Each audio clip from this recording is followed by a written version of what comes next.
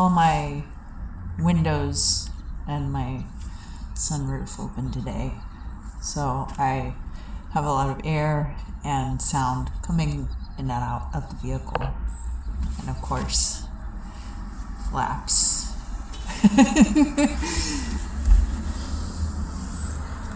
So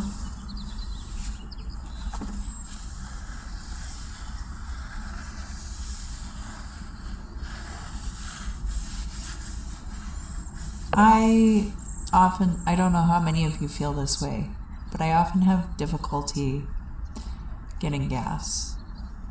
Gas stations are notoriously poorly set up for people to move in and out of there.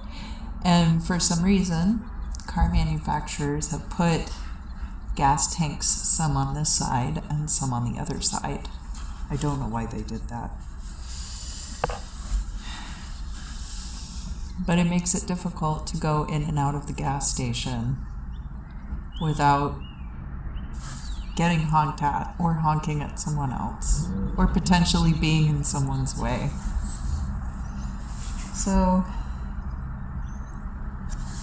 let's just jump right into 1 Corinthians 6.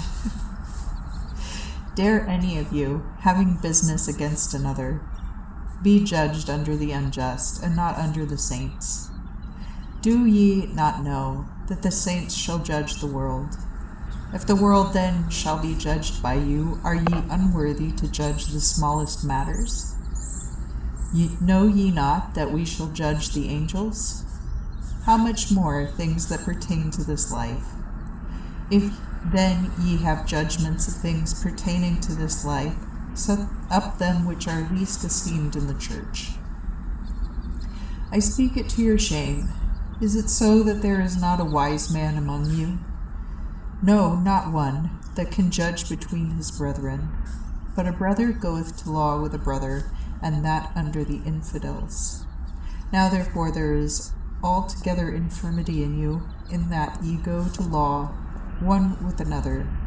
Why rather suffer ye not wrong? Why rather sustain ye not harm? Nay, ye yourselves do wrong and do harm, and that to your brethren. Know ye not that the unrighteous shall not inherit the kingdom of God? Be not deceived. Neither fornicators, nor idolaters, nor adulterers, nor wantons, nor buggerers, nor thieves, nor covetous, nor drunkards, nor railers, nor extortioners shall inherit the kingdom of God. So that's very similar to something I think that Paul had written in Romans, actually.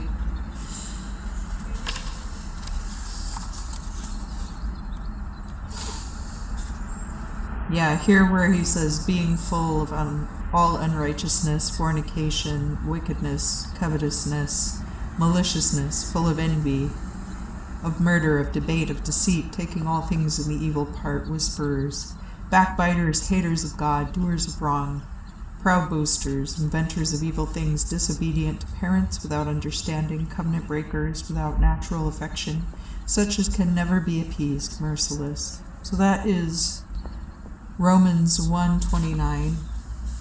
And then again we see echoes of that in 1 Corinthians 6, 9 and 10. Know ye not that your bodies are members of Christ? So we're getting a lot of different messages here about judgment of others and judgment under the saints. Really, the only one capable of passing true judgment is God and Christ. But of course, we all need to have some form of judgment in our lives, because otherwise we just fall victim to evil people, which there are so many in this world. And we fall victim to situations, but it's very difficult to judge. It's very difficult to have a complete and ideal picture of the reality around us. There are many things which can cloud discernment, There's a lot of deception, active deception, but there's also a lot of misconception where there are forms of pareidolia that fall into cognitive bias, which is that your brain will fill in and create patterns from that which it sees around itself. Thus, it can be difficult to properly discern one's way through the world. Here, Paul does give his personal criteria. Not fornicators, not idolaters, not adulterers, nor wantons, nor buggerers, nor thieves, nor covetous, nor drunkards, nor railers, nor extortioners. So, there are many criteria by which you should discern who should surround you and who you should associate with. Not just in order to enter the kingdom of heaven, although that is a big part of it, but also to find one's proper place in this world. So he does talk about the things that when you witness them in others, you should either find way to minister and correct that behavior or separate yourself from it. It's not always possible to separate oneself from that behavior, and it's not always possible to correct the behavior.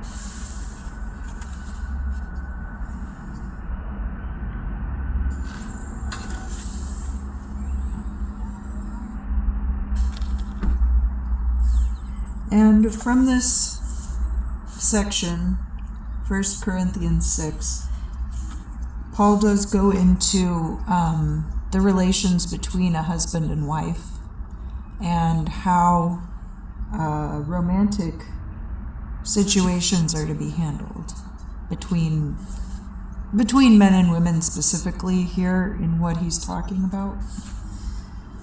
So a lot of property rights were handed down through generations. And this is still somewhat the case. I mean, obviously, a lot of people, if their parents have possessions, then they will inherit those possessions. But at this time, it was considered very important that you knew that the children, that you knew the lineage of the children you were handing down your possessions to, and ideally they were blood relations to you.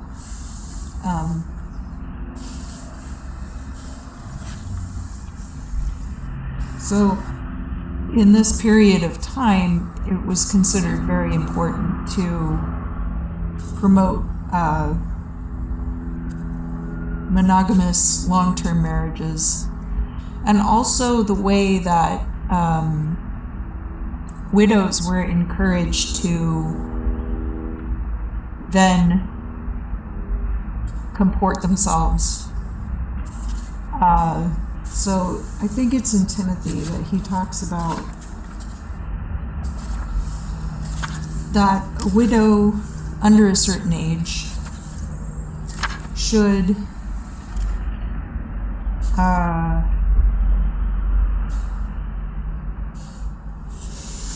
sorry, my face is. A widow who is under a certain age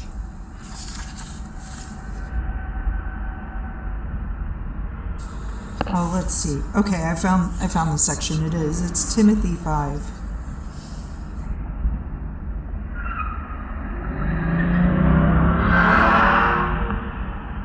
So let not a widow be taken into the number under 80 that hath been the wife of one husband, and well reported of for good works, if she have nourished her children, if she have lodged the strangers, if she has washed the saints' feet, if she have ministered unto them which were in adversity, if she were continually given unto every good work, but refuse the younger widows, for when they have begun to wax wanton against Christ, they will marry, having damnation, because they have broken the first faith.